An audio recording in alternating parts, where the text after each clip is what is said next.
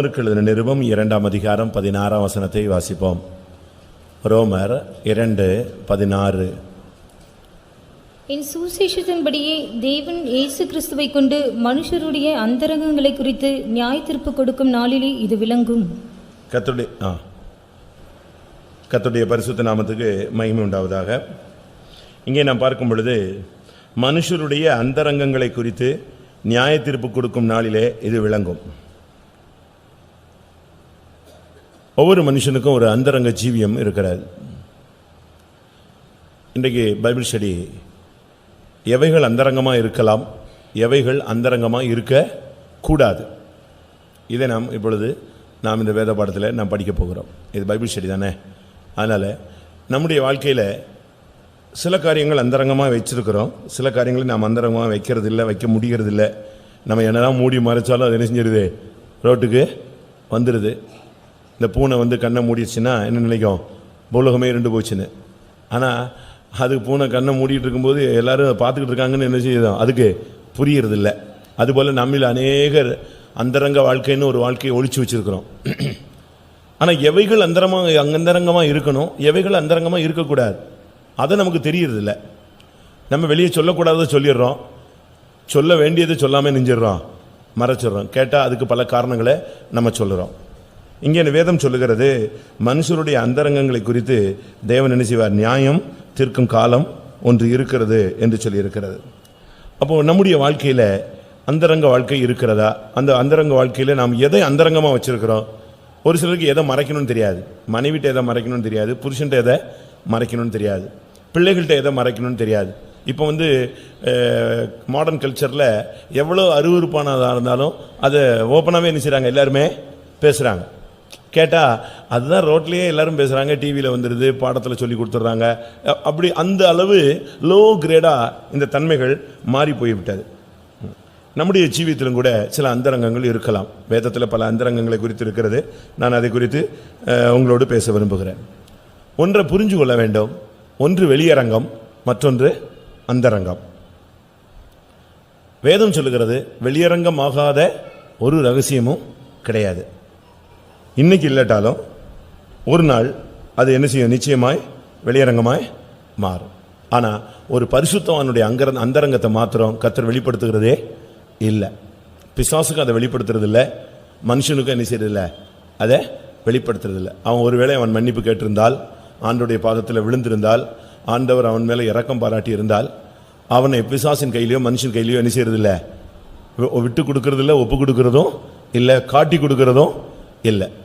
அதுதான் தேவனுடைய ஸ்பெஷாலிட்டி.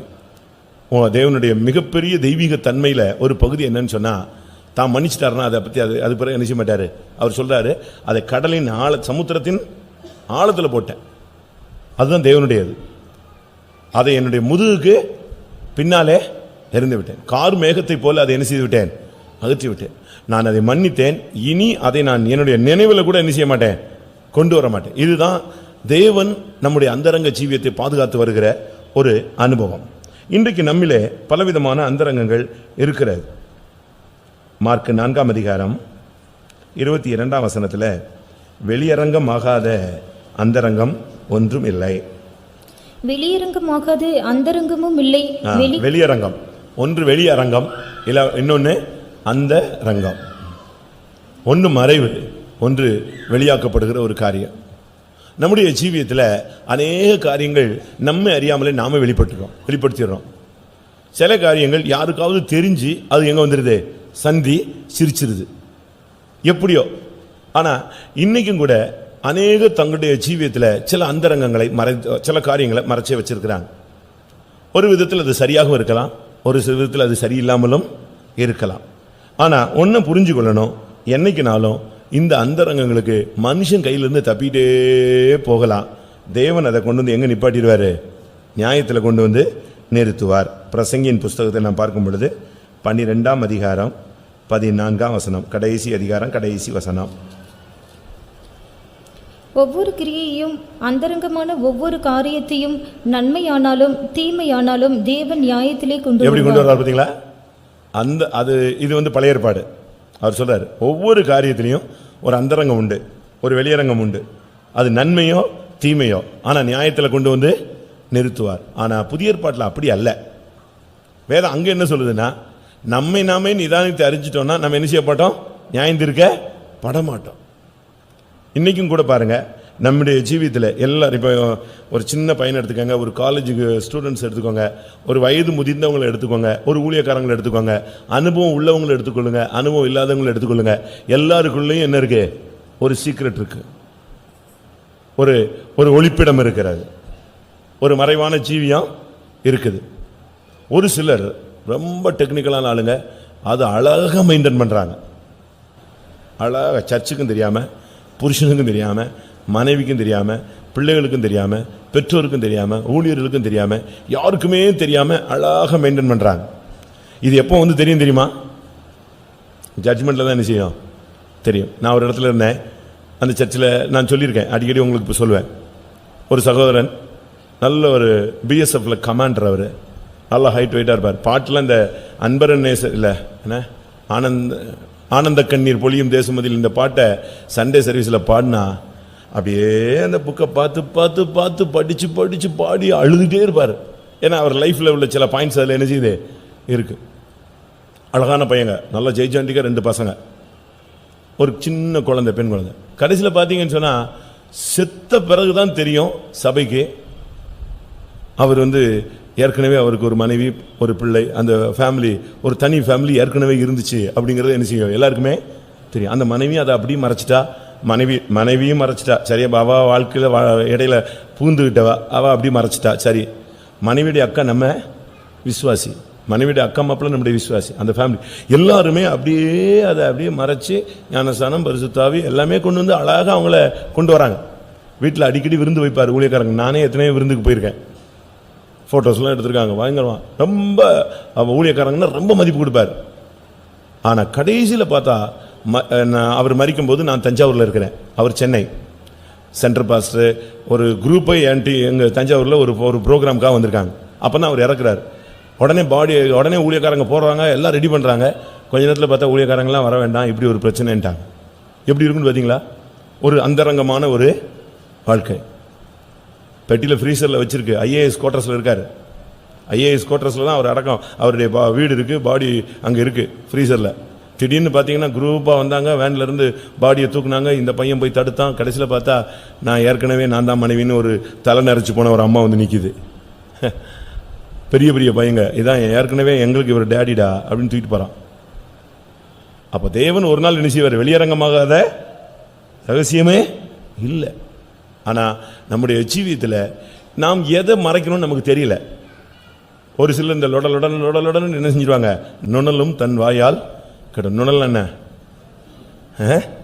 நுணல்னா தவளை.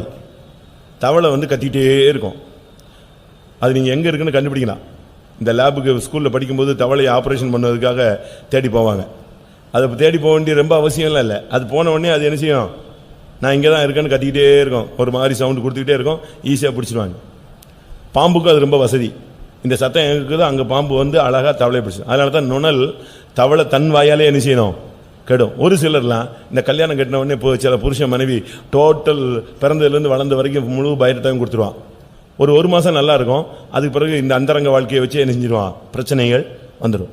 அதனால தான் சொல்கிறேன், அந்தரங்கம்னு ஒன்று இருக்குது.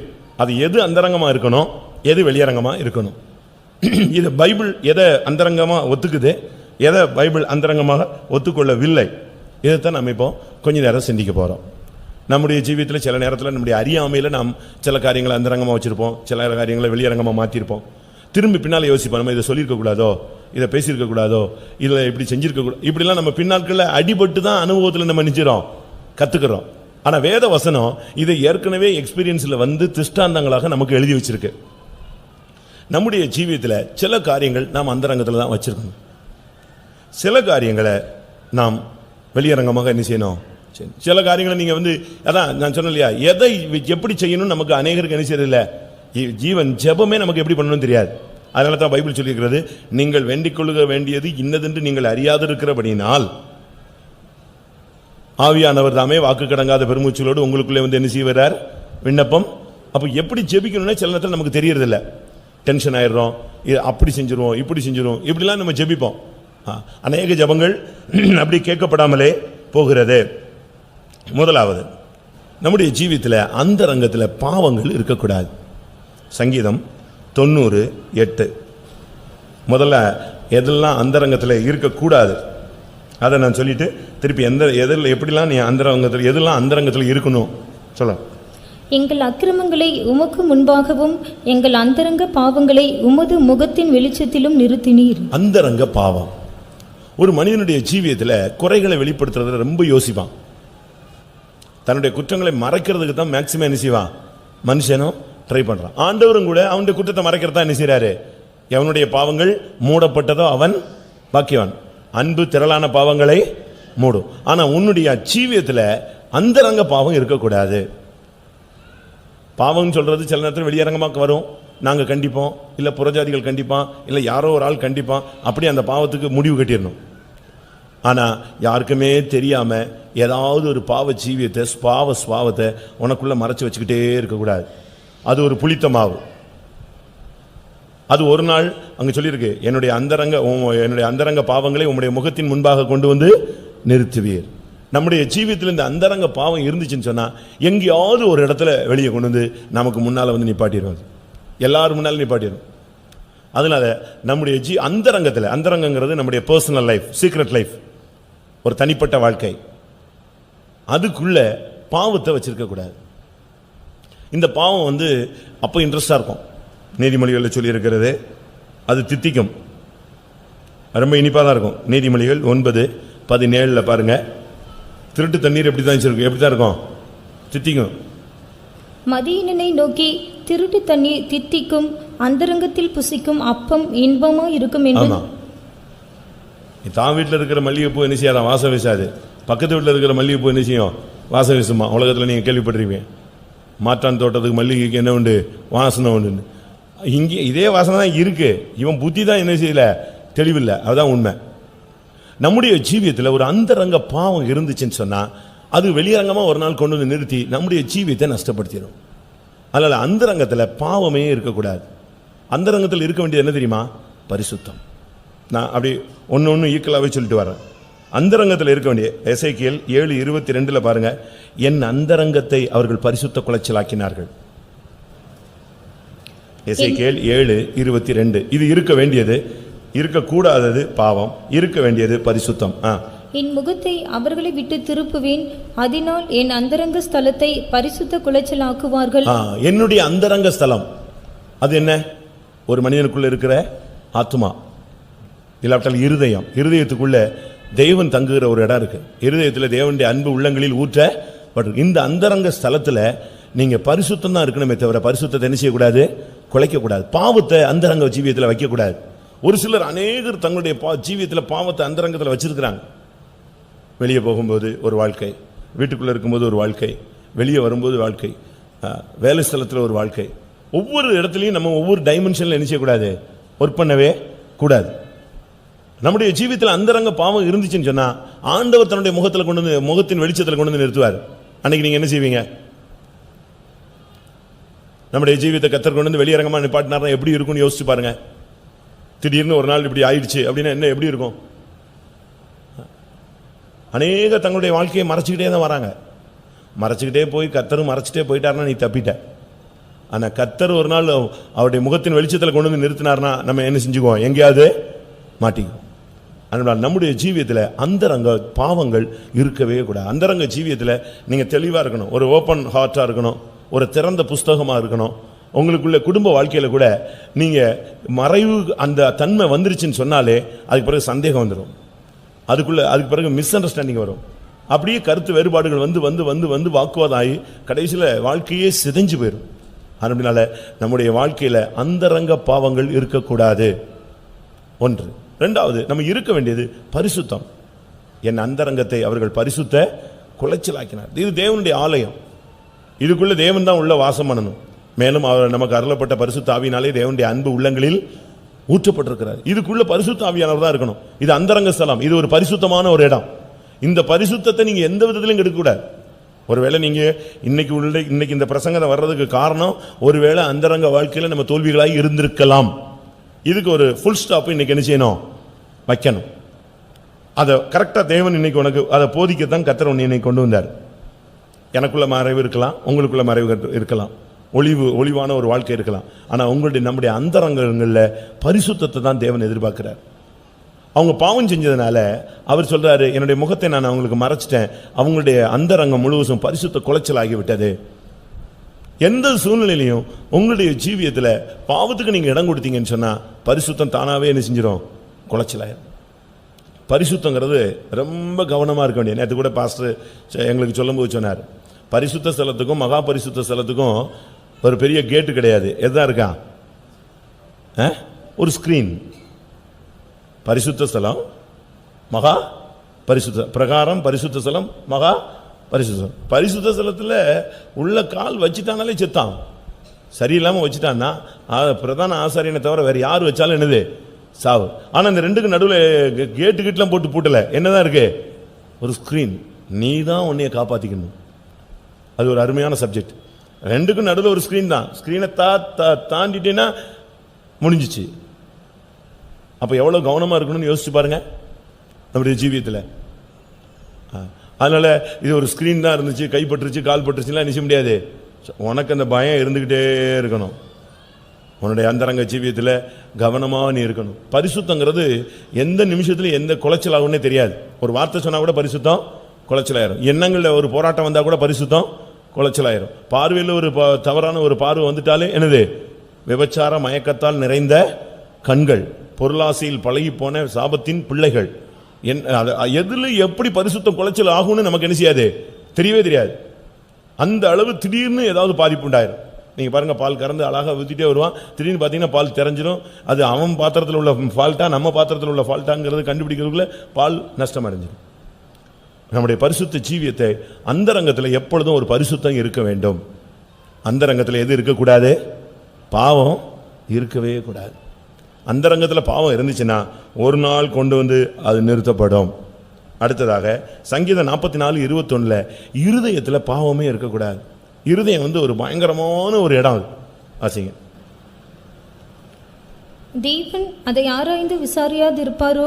இருதயத்தின் அந்தரங்கங்களை அவர் அறிந்திருக்கிறாரே. இருதயத்தின் அந்தரங்கங்கள். மனுஷன் முகத்தை பார்க்கிறான், தேவன் எதை பார்க்கிறாரு? இருதயங்களை பார்க்கிறார். இருதயம் இருதயத்துக்கு பலவிதமான விளக்கங்கள் இருக்கு. மகா கேடுள்ளதும் மகா திருக்குள்ளதும். இருதயத்திலிருந்து புறப்படுகிறதே மனுஷனை என்ன செய்யும்? தீட்டுப்படுத்தும். இருதயத்துக்குள்ள இருந்து புறப்படுறதே மனுஷனை தீட்டுப்படுத்திடும். அப்படியானால் அந்த இருதயத்தை எப்பொழுதுமே பரிசுத்தமாக காத்துக்கொள்ளணும். இருதயத்தில் சுத்தமுள்ளவர்கள் பாக்கியவான்கள், அவர்கள் தேவனை தரிசிப்பார்கள். அப்ப இருதயத்தின் அந்தரங்கத்தில் எப்பொழுதுமே பரிசுத்தம் இருக்க வேண்டும். இருதயத்தில் எப்பொழுதுமே இருதயம் கெட்டு போயிருச்சுன்னு வச்சுக்கோங்களேன். இப்போ பாருங்க, பைபாஸ் சர்ஜரிங்கிறான், ஓப்பன் ஹார்ட் சர்ஜரிங்கிறான். அது என்னதான் பண்ணாலும் அந்த ஹார்ட்டுக்கு அதில் ஒரு பயம் இருந்துக்கிட்டே தான் இருக்குது. இந்த ஹார்ட் எப்போ அது ஃபங்க்ஷன் நிறுத்தும்னு தெரியாது. ஒரு வாழ்வு அடைப்பு, 2 வாழ்வு அடைப்பு, 3 வாழ்வு அடைப்பு. எப்படி இருக்கும்? ஒரு சகோதரனுக்கு ஹார்ட் ப்ராப்ளம் வந்துச்சு, பயங்கரமான ஹார்ட் ப்ராப்ளம்.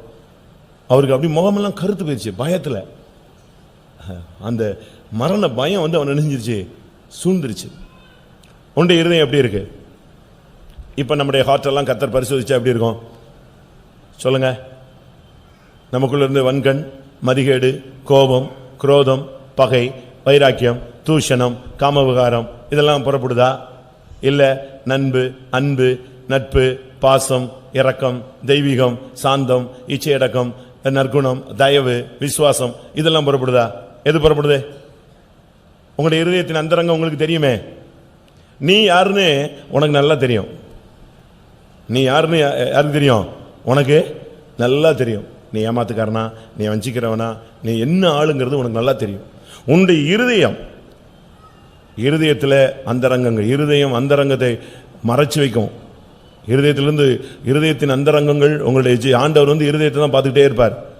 மற்றவங்கெல்லாம் நீங்கள் சிரிக்கிறத பார்ப்பாங்க, நீங்கள் போட்டிருக்க மேக்கப்பை பார்ப்பாங்க, மற்றவங்க நீங்கள் போட்டிருக்கிற செருப்பை பார்ப்பாங்க, நீங்கள் பார்க்குற பார்வையை பார்ப்பாங்க, உங்களுடைய ஹேர் ஸ்டைலை பார்ப்பாங்க.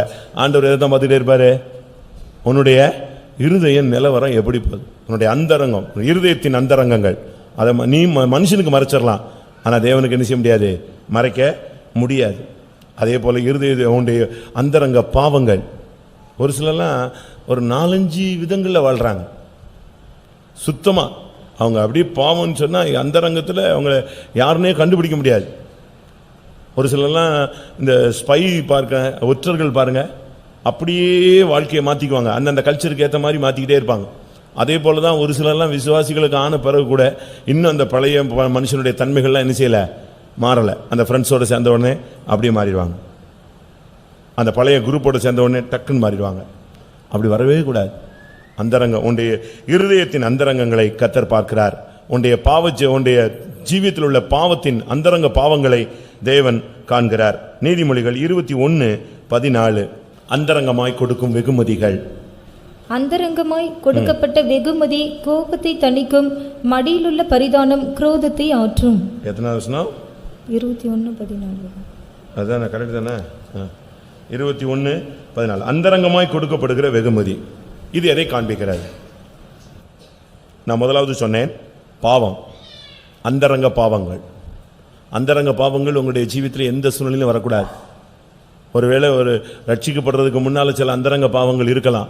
ஞானஸ்தானம் பெற்று கரையேறின போல அதை அந்தரங்க ஜீவி அணிஞ்சிடணும், முடிச்சிடணும்.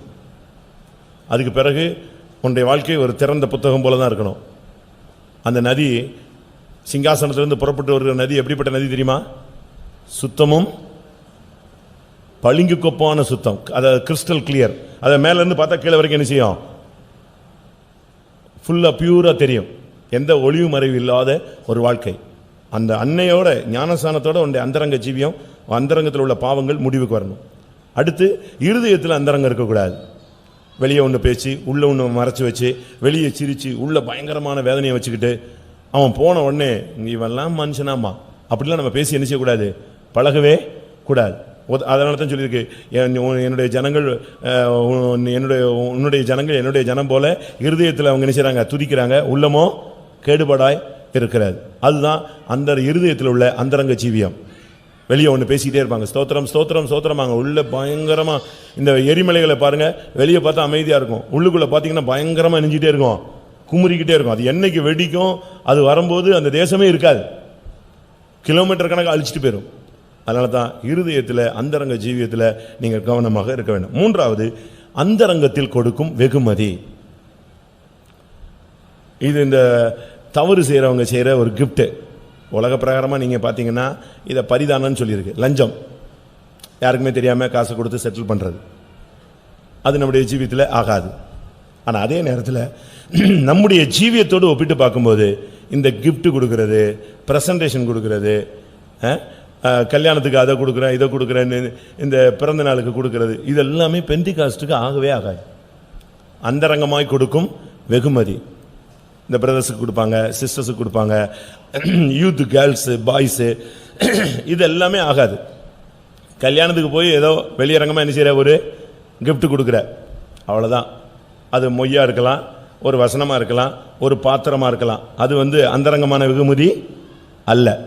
யாருக்குமே தெரியாமல் இந்த கிஃப்ட்டை கொண்டு போய் கொடுத்துருங்க, என் பேரில் கொடுத்துருங்க, அது வேற ஒரு பேரில் எழுதி கொடுக்கறது, இதெல்லாம் அந்தரங்கமாய் கொடுக்குற வெகுமதி. நான் ஒரு பிள்ளையுடைய பேக்கை செக் பண்ணேன். அவங்க அம்மா சொன்னாங்க இவன் லைன் சரியில்லைன்னு. அந்த பேக்கு டியூஷன் சென்டர் போகிற பேக்கை பிடுங்கினேன், கொடுக்கவே மாட்டேன்ட்டா. சும்மா கோவத்தில் நான் பிடிச்சி இழுத்தா அந்த பேக்கை தரவே மாட்டேன்ட்டா. 10th தான் படிக்குது, தரவே இல்லை. அப்போ எனக்கு டவுட் ஆயிடுச்சு. கடைசியில் அந்த பேக்கை பிடுங்கிட்டேன். பிடுங்கி பார்த்தீங்கன்னு சொன்னால் வேறு இனிஷியலில் ஃபுல்லாக லெட்டர்ஸு, க்ரீட்டிங்ஸு, அடுத்து என்னது கிஃப்ட்டு, அது இதுன்னு எல்லாமே ஒரு பையன் கொடுத்தது. ஆனால் போட்டிருக்குது அவ்வளோ என்னது, பொண்ணு பேர், அவன் பேர் எழில், ஈல ஸ்டார்ட் ஆகுது. இது ஃபுல்லாக ஈஸ்வரி ஈஸ்வரின்னு வருது. எனக்கு ஈல்னு, எனக்கு நம்ம இதுலேயே சுற்றிட்டு வந்தோமா, பார்த்தோன்னே சொல்லிட்டேன் ஈல ஸ்டார்ட் ஆகிற ஒரு ஆள் இருக்கான் இதில். இதில் ஈல ஸ்டார்ட் பண்ணுற ஒருத்தன் இருக்கான், அவன் தான் மெயின் ஆள் அப்படின்னு. உடனே அப்படியே தடுமாறிச்சு. அது ஈல யார் ஸ்டார்ட் ஆகுதுன்னா ஒருத்தருமே கிடையாது, என் கூட படிக்கிற ஈஸ்வரி தான். ஈஸ்வரி தான் கடைசி வரைக்கும் ஈஸ்வரி தான். நான் எதுக்கு இதை சொல்கிறேன்னா, நம்முடைய ஜீவியத்தில் அந்தரங்கமாய் கொடுக்குற வெகுமதி, அந்த ப்ராக்டிஸே இருக்கக்கூடாது. வெளியரங்கமாக போங்க, கல்யாணத்தில் கொடுங்க, வெளியரங்கமாக கொடுத்துட்டு வா. அந்தரங்கமா பார்க்கறது, எங்கேயாவது ரோட்டில் நின்று கொடுக்கறது, இப்படி திரும்பி கொடுக்கறது, அப்படி போய் கொடுக்கறது, பேரை மாற்றி எழுதி கொடுக்கறது, இந்த இந்த அந்தரங்க வாழ்க்கையே நம்முடைய லைஃப்ல என்ன செய்யாது, ஆகாது. அந்தரங்கமாய் கொடுப்போம் வெகுமதி. நான் இதை படிச்ச போது அதான் யோசிச்சேன், ஓஹோ இதெல்லாம் அந்தரங்கமா. நீங்க அப்படி யாருக்காவது கொடுத்துருக்கீங்களா? சரி, அது தப்பான ஒரு கேள்வியா இருக்கலாம். வாங்கியிருக்கீங்களா? அந்தரங்கமா அவங்க கொடுக்கணும்னாலே நீ அந்தரங்கமா நின்றுட்டு இருந்தாதான் அவன் அந்தரங்கமா வந்து நிச்சய முடியும் கொடுக்க. நீ அந்த ஸ்பாட்டை எட்டினாதான் அந்த ஸ்பாட்டுக்கு அந்த பார்ட்டி வந்து நிற்கும். நம்முடைய ஜீவியத்தில் இந்த ஒளிவு மறைவுகள் வரவே கூடாது. நம்முடைய ஜீவியத்தில் இந்த அந்தரங்க வெகுமதி அது நம்முடைய லைஃபே நாசம் பண்ணிடும். ஏன் கொடுத்தாம்மா, அது புருஷனுக்கு தெரியும் போது பிரச்சனை, தாய் தகப்பனுக்கு தெரியும் போது பிரச்சனை, பாஸ்டர்ஸுக்கு தெரியும் போது பிரச்சனை. இந்த கதையே ஆகாது. நம்முடைய ஜீவியத்தில் அந்தரங்கத்தில் இந்த வெகுமதி வாங்கக்கூடாது. எதுவாக இருந்தாலும் வெளியரங்கமாக பேசுறது, வெளியரங்கமாக வாங்கிறது. இன்னைக்கு அநேகர் ஜீவியத்தில் அநேகர் லைஃப் நஷ்டப்பட்டு போனதுக்கு காரணம் அந்தரங்கமான வெகுமதிகள். 2 கொரிந்தியர் 4 அதிகாரம் 2 வசனம். வெட்கமான அந்தரங்க காரியங்களை நாங்கள் வெறுத்து. வெட்கமான அந்தரங்கமான காரியங்கள். சில காரியங்கள் வந்து வெட்கமான காரியம், அது அந்தரங்கமா அவங்க செஞ்சுக்கிட்டே இருப்பாங்க. அந்தரங்கமான வெட்கமான காரியம். இதை வெளியே சொன்னா உன்னை எவனா மதிப்பானா? வெளியே தெரிஞ்சா உன்னை யாராவது ஏத்துக்குவாங்களா? ஒரு பையனோ ஒரு பொண்ணோ ஒரு குடும்பஸ்தனோ ஒரு சகோதரனோ ஒரு ஊழியக்காரனோ ஒரு நேம் வந்துருச்சுன்னா அதுக்கு பிறகு அவங்க அதே வியூவில் தான் அவனை என்ன செய்வாங்க. நீங்களும் அப்படி தானே பார்க்குறீங்க, அப்படியே தான் பார்த்துக்கிட்டு இருப்பாங்க. அதுக்கு பிறகு அவங்க பிள்ளைகளை பழக விடுறது, பேசுறது எல்லாத்துலேயுமே அவங்க ரொம்ப கவனமாயிடுவாங்க. அவங்களுக்கு அந்த சந்தேகம் வந்து சிங்காசனம் போட்டு நெஞ்சுக்கும் உள்ள உட்கார்ந்துரும். அதனால தான் வெட்கமான அந்தரங்க காரியங்கள். ஒரு சில காரியங்கள்லாம் ஒரு சில துணிஞ்சு செய்கிறாங்க. அப்படி நீங்கள் செஞ்சு பழகவே கூடாது. வெட்கமான அந்தரங்க காரியங்கள். அந்த அந்தரங்க காரியங்கள் நீங்கள் செய்யும் பொழுது தேவன் நியாயம் தீர்த்தவனால, நான் உன்னை நியாயம் தீர்க்கும் போது உன் இருதயம் தாங்குமோ கேட்கிறார். வெட்கமான அந்தரங்க காரியங்கள் ஏதாவது இருந்தா இன்னைக்கு அதை முடிவுக்கு கொண்டு வாங்க. ஒருவேளை அறியாமல் நீங்க செஞ்சுட்டு இருக்கலாம். ஒருவேளை அந்த 18 வயசு 19 வயசுலலாம் அது ஒரு பெரிய ஸ்கில்ஃபுல் லைஃப். அது வந்து சேலஞ்சிங். அதாவது திருடுறது, ஏமாத்துறது, பொய் சொல்றது, ஊர் சுத்துறதெல்லாம் ஒரு பெரிய திறமை, அது ஒரு கலை. அப்படித்தானே? அந்த பஸ்ஸில் தொங்கிட்டு போறது கூட ஒரு பெரிய கலை தான்.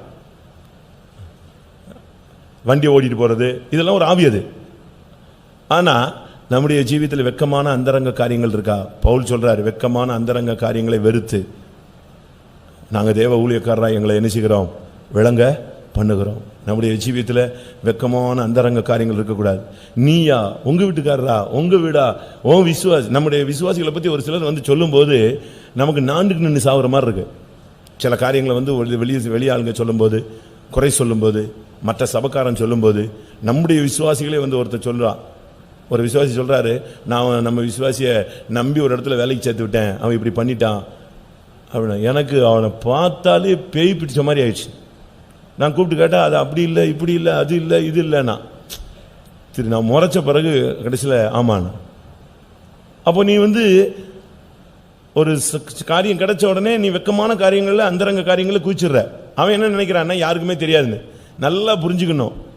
நீ எங்கே போனாலும் உன்னைய ஒரு கண்ணு என்ன செய்யும், யாருமே பார்க்கல, ஆனால் யார் பாப்பா? நீர் என்னை காண்கிற தேவன். யாருமே பார்க்க மாட்டாங்க, ஆனால் கர்த்தர் உன்னை என்ன செய்வார், காண்பார். அவருக்கு தெரியாது ஒன்றுமே கிடையாது. நல்லா புரிஞ்சுக்கோங்க. நீங்கள் யார் என்ன செஞ்சாலும் சரி. நான் உங்களுக்கு போன வாரத்துக்கு 2-3 வாரத்துக்கு முன்னால் கூட சொன்னேன். ஒரு பையன் தன்னுடைய மனைவிக்கு சுகம் இல்லை, ஒரு டெவில் பொசஸ் மாதிரி இருக்கு அப்படின்னு கொண்டு வந்து ஒரு சகோதரிகிட்ட ஜெபிக்க விட்டான். அந்த சகோதரி ஜெபிக்க ஆரம்பித்த உடனே ஹிஸ்ட்ரி வெளியே வந்துருச்சு. இவன் யாருக்குமே சொல்லலை. அந்த பெண்ணுக்கு புதுசாக கல்யாணம் கட்டின பொண்ணுக்கு இந்த மேட்டரே தெரியாது. இவன் போய் அந்த ப்ரேயரில் உட்காந்த உடனே அந்த ப்ரேயர் நடத்திக்கிட்டு இருந்த ஒரு சிஸ்டர் உடனே சொல்லிச்சு, தம்பி கொஞ்சம் உள்ளே என் பேசணுன்னுச்சு. என்ன சிஸ்டர்னு உள்ளே போனான். நீ ஏதாவது ஒரு பொண்ணோட பழகுனியா? என்னன்னு கேட்டான். பழகுனியா? இல்லை நீங்கள் சொல்லுங்க அப்படின்னா. இவனும் பயங்கரமான ஆள். நீங்கள் சொல்லுங்கண்ணா. நீ பழகுனியா? அந்த பிள்ளை கல்யாணம் கட்ட மாட்டேன்னு கடைசியில் கலத்தி விட்டியா? அந்த பிள்ளை சூசைட் பண்ணி செத்துட்டாளா அப்படின்னு ஒன்று இவன் அப்படி மூஞ்சிலாம் கருத்து காலை பிடிச்சிக்கிட்டான். அந்த சிஸ்டர் காலை. சிஸ்டர் வெளியே சொல்லிட்டாங்க, என் மனைவி ஓடிய போயிடுவா, இப்போ கட்டியிருக்கேன், இப்போ தான் நான் கட்டியிருக்கேன்னா. ஓடுறதுக்கு இல்லைப்பா, அந்த ஆவி தான் இப்போ இவ்வளோ பிடிச்சிருக்கு. நானே வாழாமல் சேர்த்துட்டேன், நீ எப்படி வாழுவேன்னு சொல்லி அது எங்கே வந்து உட்காந்துருக்கு? உன் வாழ்க்கையை நாசப்படுத்துறதுக்கு அவளுக்குள்ளே உட்காந்துருக்கு. எப்படி இருக்கும்? அதுக்கு பிறகு அவன் அழுது மன்னிப்பு கேட்டு சபையில் போய் ஞானசானம் எடுத்து ஆண்டவருக்கு ஒப்பு கொடுத்த பிறகு இந்த ஆவி இந்த பிள்ளையை விட்டு வெளியே போச்சு. இதெல்லாம் மறைச்சு வச்சுட்டு நம்ம வண்டி ஓட்டலாங்க. எல்லா வண்டியும் ஏமாத்துற வண்டிகள்லாம் ஓடிட்டு தான் இருக்கும். கொஞ்ச நாள் எல்லா வண்டியும் நல்லா தான் ஓடும். வெட்கமான அந்தரங்க காரியங்கள் உங்களுக்குள்ளே இருக்கிறதா? ஏசாயா 45:19 ஆண்டவர் சொல்றாரு, நான் பேசினேன் ஆனால் அந்தரங்கத்தில் ஒன்றுமே இது வரைக்கும் நான் பேசினதில்லை. வாசிங்க ஏசாயா 45:19, 48:16. நான் அந்தரங்கத்திலும் பூமியின் அந்தகாரமான இடத்திலும் பேசினதில்லை. ஆண்டவர் சொல்றாரு பாருங்க, நான் எல்லாம் ஜனங்களுக்கு பேசும்போது, பூமியில உள்ளவங்களுக்கு பேசும்போது நான் எப்படி பேசினதில்லை? மறைவில் நான் பேசினதில்லை, எல்லாம் வெளியரங்கமா. நான் அந்த அந்தரங்கத்தில் நான் பேசினதே கிடையாது. 48:16. நீங்கள் என் சமீபத்தில் வந்து நான் சொல்வதை கேளுங்கள், நான் ஆதி முதற்கொண்டு அந்தரங்கத்தில் பேசவே இல்லை. ஆண்டவர் தெளிவா சொல்றார், நான் அந்தரங்கத்தில். நீங்க யார்ட்டையுமே ரகசியமா பேச்சு வைக்கவே கூடாது. நெட்லையும் சரி, டேட்டிங் சரி, சேட்டிங் சரி, என்ன செல்லுலையும் சரி, ரகசியமாவும் சரி, எந்த இடத்துலையுமே இந்த அந்தரங்க பேச்சுகள் ஆகாது. நீங்க மறைவு கட்ட ஆரம்பிச்ச உடனேயே கொஸ்டினபிள் ஆயிடுவீங்க. ஒதுங்க ஆரம்பிச்ச உடனே பேசிட்டே இருக்கும்போது டக்குன்னு பேச்சை நிறுத்துறது. ஏன்? அந்தரங்கத்தில் பேசுனதுனால தானே உன்னால என்ன செய்யுது? வெளியரங்கமா அதை பேச முடியல. ஆண்டவர் ஒரு இடத்துல, பழைய ஏற்பாட்டில் நீங்க படிச்சு பாருங்க, ஆண்டவரே சொல்றார் 2 இடத்துல, நான் அந்தரங்கத்தில் பேசினதே கிடையாது. யோவான் 18:20 சொல்றாரு பாருங்க. யோவான் 18:20 அங்கேயும் சொல்றார், நான் அந்தரங்கத்தில் ஒண்ணுமே பேசல. இயேசு சொல்ற ஒரு வார்த்தை. இயேசு அவனுக்கு பிரதியுத்தரமாக, நான் வெளியரங்கமாய் உலகத்துடனே பேசினேன். ஜெப ஆலயங்களிலேயும் யூதர்கள் எல்லாரும் கூடி வருகிற தேவ ஆலயத்திலேயும் எப்பொழுதும் உபதேசித்தேன். அந்தரங்கத்திலே நான் ஒன்றும் பேசவில்லை. ஆண்டவர் அந்தரங்கத்தில் பேசுற ஆளையே கிடையாது. ஆளை பார்த்த உடனே ஒரு மாதிரி பேசுறது, பார்த்த உடனே பேச்சை நிப்பாட்டுறது, பேசாத மாதிரி நடிக்கிறது, அப்படியே திரும்பிக்கிறது, இல்லை நான் பேசவே இல்லை, அப்படிலாம் ஆளே கிடையாது. உங்களுடைய ஜீவியத்தில் அந்தரங்க பேச்சே இருக்கக்கூடாது. ஆணோ பெண்ணோ, ஊழியக்காரங்களோ, விசுவாசிகளோ, வயசு கூடினவங்களோ, வயசு குறைஞ்சவங்களோ, வயசு கூடினவங்களெல்லாம் மதிக்கிறோம், விசுவாசிக்கிறோம். ஆனால் நீங்களும் கூட உங்களுடைய தன்மையை பாதுகாக்கணும். அந்தரங்கத்தில் உங்களுடைய பேச்சுகள் இருக்கக்கூடாது. ஒரு சிலர்லாம் ஆள் வந்தவுடனே அப்படியே இந்த வாயை மூடிடுவாங்க, தூங்கின மாதிரி ஏமாற்றுவாங்க. அப்படியெல்லாம் நீங்கள் இருக்கவே கூடாது. அந்தரங்கத்தில் நீங்கள் பேச ஆரம்பிச்சிங்க, ஆணோ பெண்ணோ, ஊழியரோ, விசுவாசியோ, வயது முதிர்ந்தவங்களோ, புதியவங்களோ, சின்னவங்களோ, உங்களுடைய ஜீவியத்தில் அந்தரங்கத்தில் பேச்சு இருந்தால் அது தேவனுடைய சுபாவம் அல்ல. அந்தரங்கத்தில் நீங்கள் பேச ஆரம்பிச்சிட்டிங்கனாலே உங்களுடைய ஜீவியத்தில் ஏதோ ஒரு ஏமாத்து வேலை நிச்சயது இருக்கு. நான் சொல்றது சரிதானா? சரியா? சில காரியங்கள் சிலருக்கு தெரிய வேண்டிய அவசியம் இருக்காது. அது அவங்களுக்கு பக்தி விருத்திக்கு எதுவாக இருக்காது. அந்த நேரத்தில் இங்கே ஞானமாக நெஞ்சுக்கலாம், நடந்துக்கலாம். ஆனால் தனிப்பட்ட ஜீவியத்தை பாதிக்கிற அளவில் உங்களுடைய வாழ்க்கையில் அந்தரங்கமான பேச்சுகள் இருக்கக்கூடாது. அடுத்ததாக யோபு 13:10. நான் வரிசை அப்படி வசனமாக சொல்லிட்டு போகிறேன். எவைகள் இருக்கலாம், எவைகள் இருக்கக்கூடாது. நீங்கள் அந்தரங்கமாய் முகதாட்சிணியம் பண்ணினால் அவர் உங்களை எவ்விதத்திலும் கண்டிப்பார். ஒரு சிலர் முகதாட்சிணியம் பண்ணுறாங்க. ஒரு சிலரை பார்த்தோன்னே சிரிச்சிடுவாங்க, ஒரு சிலரை பார்த்தோன்னே முகம் மாறிடும், ஒரு சிலர் அப்படி அந்தரங்கமாக வெளியரங்கமாக பார்க்கும்போது கடிஞ்ச மாதிரி இருப்பாங்க. அவங்க முன்னால் உங்களை அப்படித்தாங்க சத்தம் போட வேண்டியிருக்கு அப்படின்னு சொல்லிட்டு திருப்பி இங்கே பார்த்தீங்கன்னா முகதாட்சியம் பண்ணிடுவாங்க. அப்படி நம்ம மனுஷனை பிரியப்படுத்துறவனா இருக்கவே கூடாது. மனுஷரை பிரியப்படுத்துறவனா இருந்தால் நான் தேவனுடைய ஊழியக்காரன் அல்லவே. அந்தரங்க ரகசியமாக ஒன் சைடு பட்சபாதம் பண்ணுற அந்த பிராக்டிஸ் நமக்கு இருக்கவே கூடாது. அந்தரங்கத்தில் முகதாட்சியம் பண்ணினால் தேவன் அதை காண்கிறார். அந்த விஷயத்தில் நீங்கள் ரொம்ப கவனமாக இருக்கணும். யாருக்காவது நீங்கள் முகஸ்துதி பண்ணக்கூடாது, சைட் சப்போர்ட் பண்ணக்கூடாது, பட்சபாதமாக செய்யக்கூடாது, மாயமாக பண்ணக்கூடாது, ஒன்று நேசித்து ஒன்றை பகைக்கக்கூடாது. அந்தரங்கமான முகத்தாட்சண்யம் நல்லதல்ல. அவங்க வெளியரங்கமாக பார்த்தீங்கன்னா ரொம்ப ஒரு மாதிரி இருப்பாங்க, உள்ளுக்குள்ளே ஏமாற்றிக்கிட்டே இருப்பாங்க. இது யாக்கோபுடைய சுபாவம். அவன் வெளியரங்கமாக பார்த்தீங்கன்னா அப்படியே ஒன்றும் தெரியாத மாதிரி இருப்பான், ஆனால் உள்ளுக்குள்ளே முழுவதும் என்னது வித்தியாசமான ஒரு ஆள். நம்முடைய ஜீவியத்தில் முகதாட்சியம், அந்தரங்கமாய் நம்ம முகதாட்சியம் பண்ணக்கூடாது, சைட் சப்போர்ட் பண்ணவே கூடாது. தேவன் அவர் கையில் இருக்கிற பேலன்ஸ் எப்படிப்பட்ட பேலன்ஸு? நீங்கள் இந்த கோர்ட்டில் போனீங்கன்னா நீதி தேவதை நிற்கும், கையில் என்ன இருக்கும்? ஒரு தராஸ், கண்ணு கட்டியிருக்கும், கண்ணை கட்டி ஒரு தேவதை நிற்கும், கையில் ஒரு பேலன்ஸ் இருக்கும். அப்படியே ஸ்ட்ரைட்டாக கரெக்டாக நிற்கும், ஈக்குவலாக நிற்கும். நம்முடைய ஜீவியத்தில் அந்தரங்கமான சைட் சப்போர்ட் இருக்கக்கூடாது. நம்ம அப்படி பண்ண ஆரம்பிச்சோன்னு சொன்னீங்கன்னா நம்முடைய ஜீவியத்தில் கொஞ்சம் கொஞ்சமாக நம்ம கிருபை இழக்கிறோம், தெய்வீகத்தை இழக்கிறோம், தெய்வீகத்தின் மகிமையை நாம் இழக்கிறோம். ஒன்று, அந்தரங்க பாவம் இருக்கக்கூடாது. அந்தரங்கத்தில் பரிசுத்தம் தான் இருக்கணும். அந்தரங்கத்தில் பாவம், உள்ளுக்குள்ளே பாவத்தை வச்சுக்கிட்டீங்க, அது எப்படினாலும் ஒரு நாள் வெளியே வந்துடும். அது எப்படியாவது ஒரு நாள் வெளியே வந்துடும். கத்திரிக்காய் முத்துனா எங்கே வந்துடும் சொல்லுவாங்க?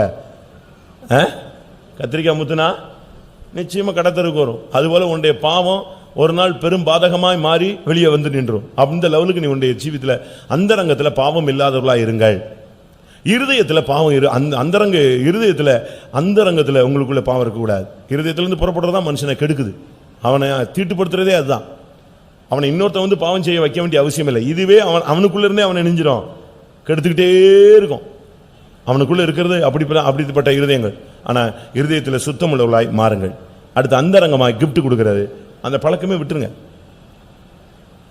ஒரு பாஸ்டர்கிட்ட போய் யாரோ ஒருத்தவங்க வந்து அந்த பாஸ்டர் அவங்க போய் ஏதோ சீட்டு, எனக்கு கூட 1000 பேர் சீட்டு கொடுக்குறான், டவல் கொடுக்குறான், நிலமை கொடுக்குறாங்க. அந்த பாஸ்டர் கொடுத்தவொடனே, தம்பி இதெல்லாம் வேணாம், இந்த ஸ்கீமு கிஃப்ட் வாங்குற ஐட்டமும் பழக்கம் கிடையாது, கிஃப்ட் கொடுக்குற பழக்கமும் கிடையாது, அந்த ஸ்கீமே துருத்தி போட்டுருங்க. அந்தரங்கமான இந்த பிரசன்டேஷன், கிஃப்ட், வெகுமதிகள் இது யாராவது கொடுக்குறீங்களா? அது எப்படி தான் இந்த ஞாபகம் இருக்குன்னு தெரியாது. இந்த சாவு நாள், வாழ்வு நாள், கல்யாண நாள், பிறந்த நாள், இதெல்லாம் உன் பிறந்த நாள் உனக்கு ஞாபகம் இருந்தால் சரி பரவாயில்ல, நீ பிறந்த அந்த டேட் உனக்கு ஞாபகம் இருக்கு. ஊரில் இருக்கிறவன் பிறந்த நாள்லாம் உனக்கு என்னதுக்கு? எதுக்கு அது புரியல. உங்கள் பிள்ளைகள் பிறந்த நாள் ஓகே, அது நல்லது வச்சுக்கோங்க. உங்களுக்கு கத்தர் குழந்தை இல்லாதவங்களுக்கு குழந்தைய கொடுத்துட்டாரு, உங்களுடைய நிந்தை நீக்கப்பட்டிருக்கு, சரி எத்தனாம் தேதி பிள்ளை பிறந்துச்சு, அது சான்றிதழ், பிறப்பு சான்றிதழ், பர்த் சர்டிஃபிகேட் வாங்கணும், கரெக்டு, அதுக்கெல்லாம் ரைட்டு. அடுத்தவன் உன் சபையில் உள்ள எல்லாரும் பிறந்த நாள் உனக்கு என்னதுக்கு? உன் சபையில் உள்ள எல்லா பிள்ளைகளுடைய பிறந்த நாள் எதுக்கு? அவன் பிறந்த நாள் இதெல்லாம் தேவையில்லை. அது எல்லாமே உன்னுடைய ஜீவியத்தில் ஒரு ஏமாத்து வித்தைக்கு ஒரு வழிகாட்டுது. அந்தரங்கமான வெகுமதி உன்னுடைய ஜீவியத்தை கெடுக்கும். வெக்கமான அந்தரங்க காரியங்களை விட்டு வெளியே வாங்க. அது உங்களை வெக்கப்படுத்திடும். ஒரு நாள் நீங்கள் வெளியரங்கமாக நீங்கள் செய்யாமல் மறைச்சு வச்சாலும் ஒரு நாள் அது வெளியே கொண்டு வந்து நிறுத்த வரும். அதனால் நிச்சயமாக இந்த நாட்களில் நம்முடைய ஜீவியத்தில் அந்தரங்கமான காரியங்கள், வெக்கமான காரியங்கள் இன்னைக்கு இந்த பைபிள் ஸ்டடியோட அது நம்ம விட்டு வெளியே போகணும். அடுத்ததாக அந்தரங்கமான பேச்சுகள். நீங்கள் பாருங்கள், ரோட்டில் போகும்போது பாருங்கள், ரோட்டில் எவ்வளோ பேர் நிற்கிறா, எல்லாம் திருட்டுத்தனமா நடு ரோட்டில். சபை முடிஞ்சு போகும்போது பேச்சு. ஏன் உனக்கு எதுக்கு சபைக்கு எதுக்காக வர? நீ எந்த ரகசியமான பேச்சுக்கள் நினைச்சக்கூடாது, இருக்கவே கூடாது. நம்முடைய ஜீவியத்தில் அந்தரங்கமான பேச்சு இருக்கும். வெளியரங்கமாக பேசு, ஓப்பனாக ஹார்ட்டில் பேசு, சிரி, பேசிட்டு போ, ஹாய் அவ்வளோதான் முடிஞ்சது, ஹாய் பாய் அவ்வளோதான். அப்படியே பின்னால் போய்கிட்டு நான் 2 மணிக்கு எடுக்கிறேன், 1:30 எடுக்கிறேன், 3:45 எடுக்கிறேன், மிஸ்டு கால் கொடுக்குறேன், இந்த வேலையே உனக்கு ஆகாது. ஜீவியத்தை நஷ்டப்படுத்துகிற இந்த வேலைகளே பெந்தெக்கோஸ்துக்கு ஆகவே. வெளியே நீங்கள் அது ஒரு கலை, அது ஒரு பெரிய திறமை. அது இங்கே இது ஆகாது. பரலோகத்துக்கு போகிறதுக்கு நீ ரகசியமான அந்தரங்கமான பேச்சு என்ன செய்யாது, ஆகவே ஆகாது. யாருக்கும் நீங்கள் அப்படி யாரும் பண்ணக்கூடாது. அந்த பழக்கமே ஆகாது. எங்கே இருக்கீங்க, எதுக்கு, அவன் எங்கே இருந்தா என்ன, உனக்கு என்ன, உன் புருஷனா உன் பிள்ளையா கேளு, அவ்வளோதான். அடுத்த ஆளை நீ வந்து எங்கே இருக்க, எங்கே போகிறீங்க, அது நமக்கு தேவையே இல்லை. அதை பேசும்போது யாராவது வந்துட்டாங்கன்னா உடனே அப்படியே. நான் ஒரு இடத்துல போயிட்டு இருந்தேன், நானும் விசுவாசி, அவனும் விசுவாசி தான். ஆனால் நான் ஊழியக்காரர் கூட நிற்கிற விசுவாசி. அவன் சிகரெட் குடிச்சிட்டு வந்துட்டான். என்னைய பார்த்துட்டு சிகரெட்டை கீழே போட்டால் நான் கண்டுபிடிச்சிருவேன், பிடிச்சா கண்டுபிடிச்சிருவேன். அப்படியே சூட்டோடு பிடிச்சி கையில் வச்சு ஒரு அமுக்கு அமுக்கிட்டான் பாருங்க. நானும் கிட்ட வந்து பார்க்க, என்னடா புகை வந்துச்சு, கையிலையும் காணும் கீழேயும் காணும் எங்கேயும் காணுன்னு பார்த்தா கையை அப்படியே பிடிச்சி வச்சுதான் சொலஞ்சான். கை வெந்திருக்கும். எதுக்கு? உனக்கு அவ்வளோ பயம் இருக்கும்போது உன்னுடைய ஜீவியத்தில் நீ அந்தரங்கமாக இருக்கக்கூடாது, வெளியரங்கமாக இரு. ஒரு சிலர் வந்து ஓப்பன் ஹார்ட்னு சொல்லிட்டு எல்லா தப்பையுமே வெளியரங்கமாக செய்வான். அது துணிஞ்ச கேஸுங்க. ஒரு குரூப் இருக்குது, சபைன்னு இருக்குது, வெளியே இருக்குது. ஆமாம் இப்படி தான் இருக்கேன், உன் முன்னால் தானே பேசினேன், உன் முன்னால் தானே சிரித்தேன், உன் முன்னால் தானே வண்டியில் ஏற்றிட்டு போனேன். அந்த வேலையும் ஆகாது. நல்லா நீங்கள் பெண்டிகாஸ்ட்டில் நீங்கள் லைஃப்பை வந்து படிச்சுக்கணும். நீ லைஃப் ஒரு பாடம், அது நீ படிக்கணும். சும்மாலாம் வாழ்க்கையில் வாழ்ந்துட முடியாது. இல்லைன்னா நீங்கள் எங்கேயாவது போய் தோற்று போடுவீங்க. யாரையாவது வண்டியில் ஏற்றிட்டு போகிறது, அந்த சிஸ்டர், அந்த அக்கா. நாம் தெய்வீகத்தன்மையோடு, நீ தெய்வீகத்தன்மையை பார்த்தவன் ஒருத்தனுக்கும் தெய்வீகத்தன்மை இல்லையா? கண்ணு வேற கண்ணாடியில் போட்டிருக்கான். நீ வீடு போய் சேர்றதுக்குள்ள அவன் கல்யாணம் கட்டி வச்சிருவான். நீ வண்டியை விட்டு இறங்குறதுக்குள்ள அவன் பார்த்து கண்ணாடியில் போட்டு எழுதி உடனே பாஸ்டருக்கு ஃபோன் பண்ணி பாஸ்டர்ன்றான். நீங்கள் இந்த வேலையே ஆகாது. அவசியம் இல்லாமல் வண்டியில் ஏறுறது, பின்னால் தொத்துறது, அங்கே பார்த்தேன் இங்கே பார்த்தேன், தனி ஒன்றுமே இருக்கக்கூடாது. அந்தரங்கமான எந்த லைஃப் இருக்கக்கூடாது. நம்முடைய ஜீவியத்தை நீங்கள் மாற்ற வேண்டிய காலம் இதுதான். அடுத்து முகதாட்சண்யம். எந்த சூழ்நிலையும் அந்தரங்கமாக நீங்கள் அப்படி சப்போர்ட் பண்ணவே கூடாது. வெளியரங்கமாக சப்போர்ட் பண்ணாட்டாலும் உள்ளுக்குள்ளேயே ஏதாவது பண்ணுறது. உபதியா 6ஆம் அதிகாரத்தில் அந்தரங்கமான பொக்கிஷம், அது ஏசாவினுடையது. உபதியா 6ஆம் வசனம். ஏசாவினுடையவைகள் எவ்வளவாய் தேடி பார்க்கப்பட்டது, அவனுடைய அந்தரங்க பொக்கிஷங்கள் எவ்வளவாய் ஆராய்ந்து எடுத்துக் கொள்ளப்பட்டது. ஏசாவினுடைய பொக்கிஷம் வெளியரங்கமான பொக்கிஷம் கிடையாது. அவனுடைய பொக்கிஷம் என்னது? எல்லாம் அந்தரங்கமா. இப்ப அந்த ஒரு கோயிலில் கண்டுபிடிச்சாங்க பாருங்க பொக்கிஷம். அந்த ராஜாவுக்கே, அதனுடைய உரிமையாளராகிய ராஜ வம்சத்தில் இருக்கிறவனுக்கே அது என்ன செய்யாது, ஒருத்தருக்கும் தெரியாது. இவ்வளவு இருந்துச்சான், இன்னும் எவ்வளவு இருக்குன்னு தெரியாம ரூமை பூட்டி வச்சுட்டு உட்கார்ந்துட்டு இருக்கான். இதுல யாருக்காவது லாபம் இருக்கா சொல்லுங்க? இதுல என்ன லாபம்? அந்த சாமிக்கு லாபம் கிடையாது. அது அங்க இருக்கு, இது இங்க ரூமுக்குள்ள கிடக்கு. அந்த ஊர்ல உள்ளவனுக்காவது ஒரு லாபமா? கிடையாது. கவர்மெண்ட்டுக்கு லாபமா? இல்லை. அந்த ராஜவம்சத்துக்கு லாபமா? ஒருத்தனுக்கும் கிடையாது. அது இனிமே உலகம் அழிகிற வரைக்கும் எங்க தான் இருக்கும்? அங்கதான் இருக்கும். அந்தரங்க பொக்கிஷம் இது எதை காண்பிக்கிறது? நாம சேர்த்து வைக்கலாம், தப்பில்லை. ஆனா உங்களுடைய பொக்கிஷங்களை எங்க சேர்த்து வைங்க? பரலோகத்தில் சேர்த்து வைங்க. ஒரு சிலர்லாம் ரகசியமா சேர்த்து வைக்கிறான். மனைவிக்கு தெரியாம சேர்த்து வைக்கிற ஆள் இருக்கு, தெரியுமா? தெரியுமா? புருஷனுக்கு தெரியாம தேய்ச்சி வைக்கிற ஆளுங்க இருக்கிறாங்க. சங்ககிரின்னு ஒரு இடம் இருக்கு. சங்ககிரின்னு சேலத்துட்டு இருந்து நீங்கள் ஈரோடு போகிற வழியில் ஒரு ஊர் இருக்கு.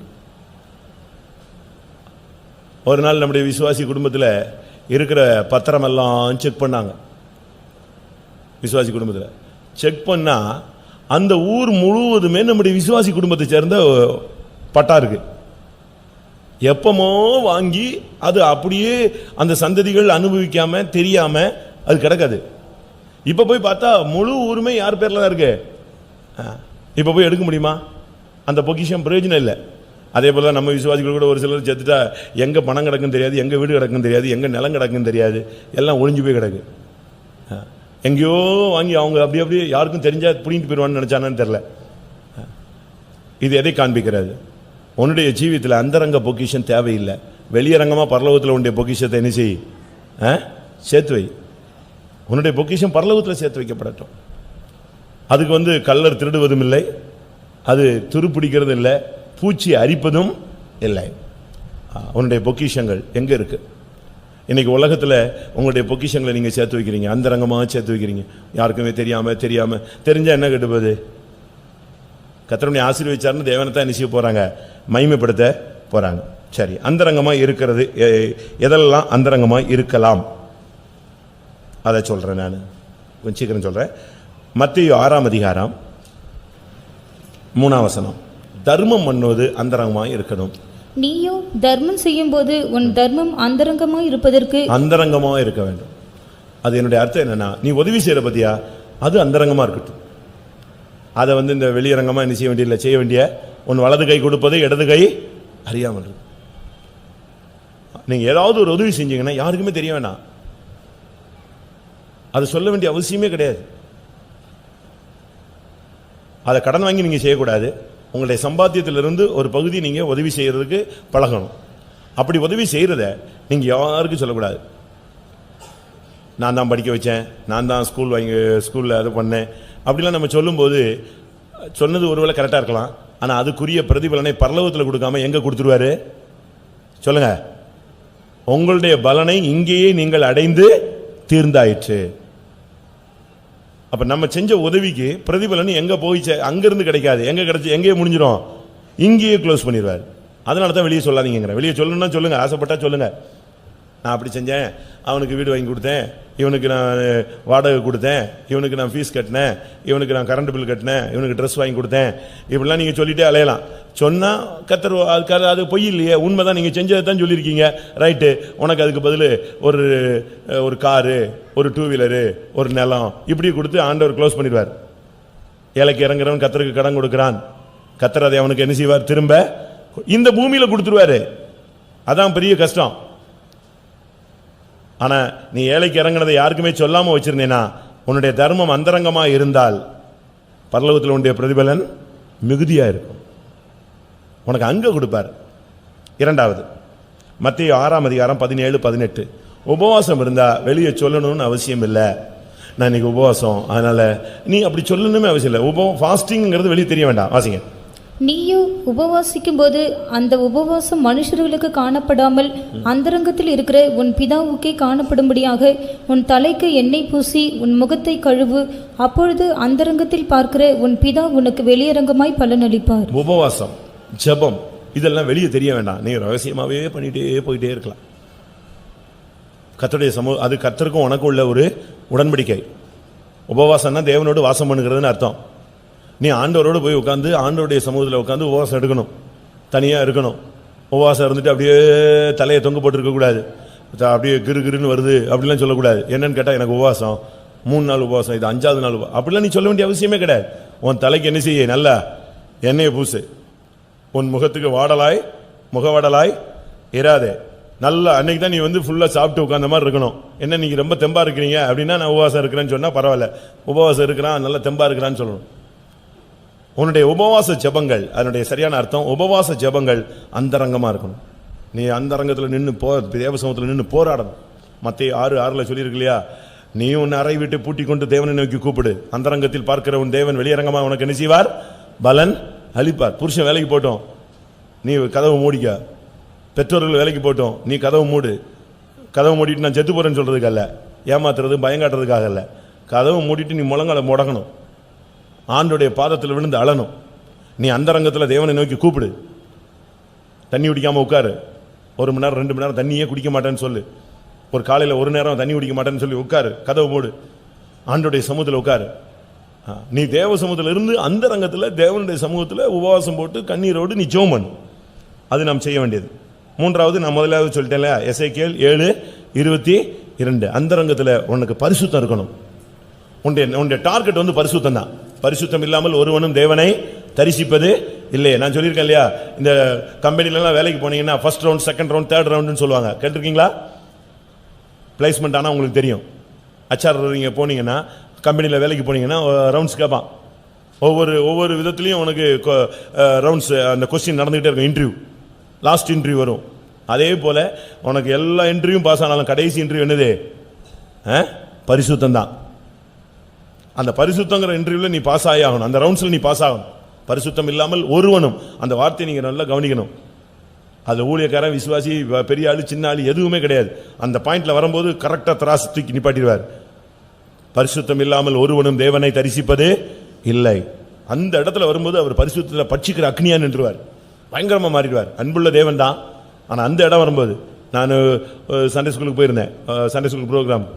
அதில் ஒரு பையன் தவறு செய்கிறான். அவன் ஃப்ரெண்டு தான் யாரு? வக்கீல். தெரியும் தானே அந்த சம்பவம்? அவன் ஃப்ரெண்டு தான் வக்கீல். இவன் என்ன தவறு பண்ணாலும் இவன்கிட்ட சொல்லுவான், ஏய் நான் இப்படி ஆகி போச்சுடா, சரிடா நீ போட நான் காப்பாற்றிடுறேம்மா. வக்கீல் வாதாடி இவனை வின் பண்ண வச்சிருவான். அது அவனுக்கு பழக்கமாகவே போயிடுச்சு. அவனும் ஃப்ரெண்டுன்னு காப்பாற்றி விட்டுக்கிட்டே இருக்கான். இவனும் நம்ம ஃப்ரெண்டு இருக்கான்னு சொல்லிட்டு தவறு செஞ்சுக்கிட்டே இருக்கான். கடைசியில் பார்த்தீங்கன்னா ஒரு நாள் இந்த அட்வொகேட்டாக இருந்ததான ஆள் யாரா மாறிடுறான்? ஜட்ஜாக மாறிடுறான். அது இவனுக்கு இன்னும் பயங்கர சந்தோஷம். வாதாட வேண்டிய அவசியம் இல்லை. யார்? நம்மளால் தான் எங்கே உட்காந்துருக்காரு? ஜட்ஜ்மெண்ட்டில் உட்காந்துருக்காரு. என்ன தப்புனாலும் நம்மளை காப்பாற்றி விட்டுருவான். அதே மாதிரி மாட்டிக்கிட்டான் ஒரு கேஸில். அங்கே ஜட்ஜ்மெண்ட்டுக்கு போனால் இவன் பயங்கரமான ஜட்ஜ்மெண்ட் கொடுத்துட்டான், உளதுக்கு போட்டான். தண்டனை, பயங்கரமான தண்டனை. அது கேட்டு இவன் சொன்னான், எப்பா நீ அட்வொகேட்டாக இருக்கும்போது சப்போர்ட் பண்ண, இப்போ ஜட்ஜான உடனே நீ உன் புத்தியை மாறி போயிடுச்சுன்னா. அவன் சொன்னான், என் புத்தியெல்லாம் மாறல. அட்வொகேட்டாக இருக்கும்போது எனக்கு வாதாடுறது தான் என்னுடைய தொழில். ஆனால் ஜட்ஜ்மெண்ட், நான் ஜஸ்டிஸாக உட்காரும்போது நான் எப்படி தான் செய்யணும்? நீதி செய்கிறது தான் என்னுடைய தொழில். அந்த இடத்துல நான் இப்படி தான் இருப்பேன். அதுபோல் இப்போ இது நீ வருகையில் இங்கே இருக்கிற வரைக்கும், உனக்கு இறக்கம் கிடைக்கிற வரைக்கும் கர்த்தர் உனக்கு அட்வொகேட்டாக இருப்பார். ஆனால் அவர் ஜட்ஜாக மாற போகிறார் சீக்கிரமாக. அப்போ உனக்கு எதா மாறும்? அது நியாய தீர்ப்பாய் மாறும். உன்னுடைய இருதயத்தை கர்த்தர் பார்க்கும்போது அதில் அந்தரங்கத்தில் பரிசுத்தம் இருக்கணும். நீ பேசினாலும் அந்தரங்கத்தை பார்ப்பாரு. நீ எப்படி பேசினா, எப்படி சிரிச்சான், எப்படி பழகினா, எப்படி நடந்தான், எப்படி கொடுத்தான், எப்படி எடுத்தான், கர்த்தர் எல்லாம் பார்த்துட்டே இருப்பார். இருதயத்தில் பரிசுத்தம் இருந்துட்டு நீங்க அதுல இருந்து நீங்க செயல்படுத்தினீங்கன்னா உங்களுடைய ஜீவியம் அந்தரங்கத்தில் பரிசுத்தமா இருக்குன்னு சொல்லுது. அதனால தான் ஒரு சிலர் சொல்லுவாங்க, என் இருதயம் நல்லா இருக்கு. Right, okay. எகு கேட்குறான், என் இருதயம் உன்னோட செம்மையா இருக்கு, உன்னுடைய இருதயம் என்னோட செம்மையா இருக்கா? ஆமா, ரைட். அப்படின்னா என் ரதத்தில் என்ன செய், ஏறிவா.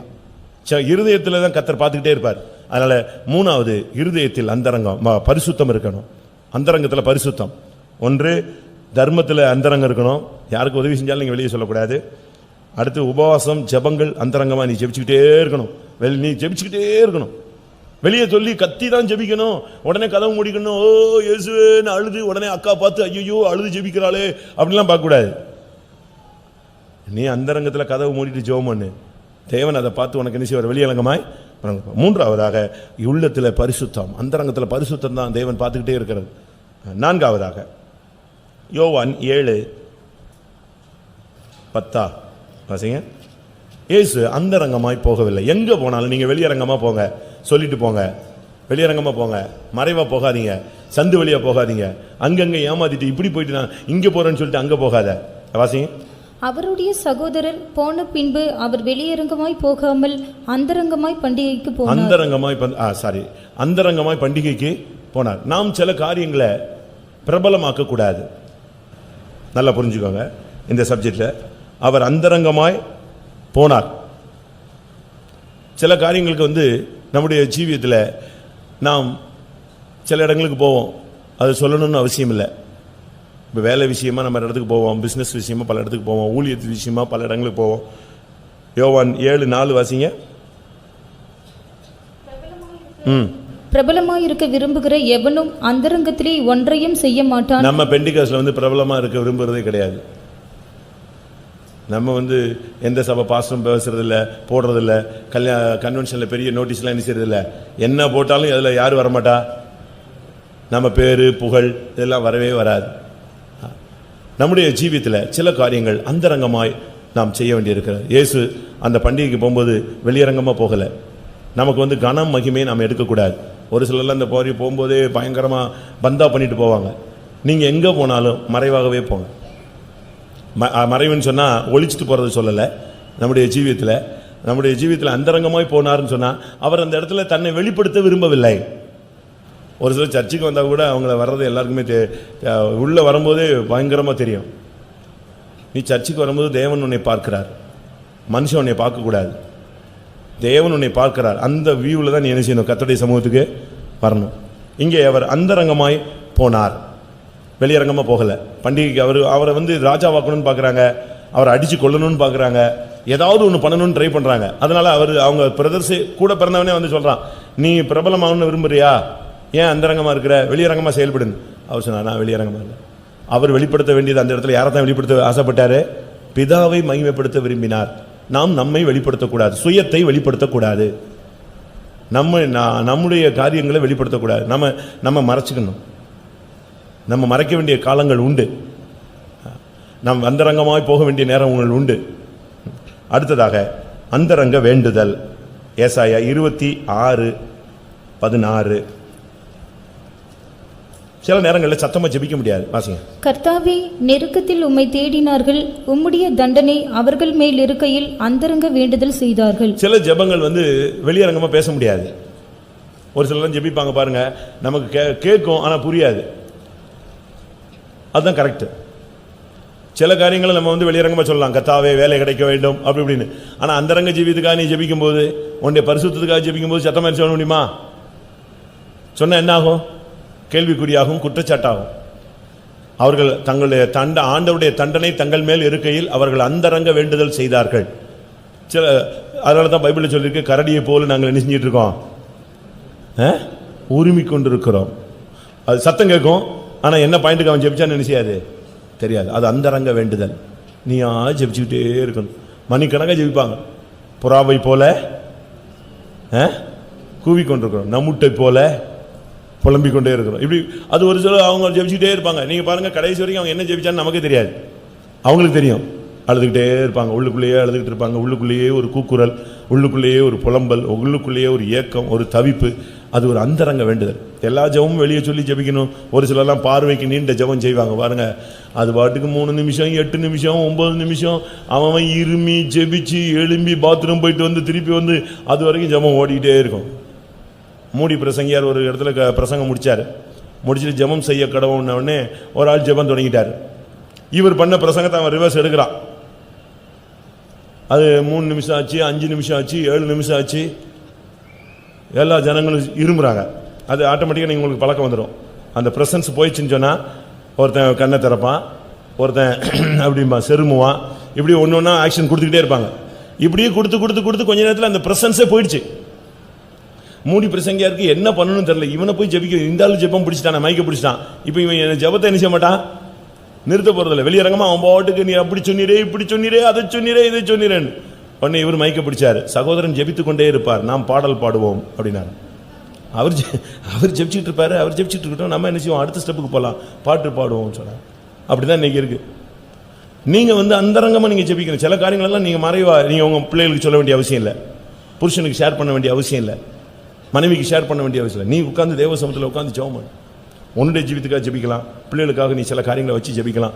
சபையில் சில காரியங்கள் இருக்கும், சில குடும்ப காரியங்கள் இருக்கும். மற்ற சபைகளில் உள்ள ஒரு விசுவாசி ஒரு பிரச்சனையை சொல்லி உன்கிட்ட ஷேர் பண்ணியிருப்பான், அந்த துக்கத்தை ஷேர் பண்ணியிருப்பான். அதை போய் நீ உடனே போய் மனைவிட்ட போய் என்ன செய்ய வேண்டியதில்லை. உனக்கு தெரியுமா அந்த ஆள் இப்படி சொன்னா ஜெபம் பண்ணுன்னு, அந்த அம்மா உடனே நினைஞ்சுவாங்க, டிரான்ஸ்மிட்டரில் விட்டுருவாங்க, அது வாட்டுக்கு ப்ராட்காஸ்ட் ஆகி சர்ன்னு போயிடும். அந்த வேலையே ஆகாது. சில காரியங்களெல்லாம் அந்தரங்கத்தில் தான். பரிசுத்த ஸ்தலத்தில் புசிக்க வேண்டியது எங்கே தான் புசிக்கணும், எங்கே தான் புசிக்கணும், பரிசுத்த ஸ்தலத்தில் தான் புசிக்கணும். அதை வீட்டில் கொண்டு போய் புசிக்கக்கூடாது.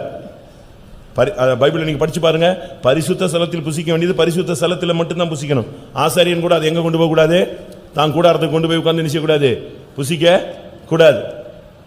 அதனால அந்தரங்க வேண்டுதல், உனக்குள்ளே ஒரு தனி ஜெபம் இருந்துகிட்டே இருக்கணும்.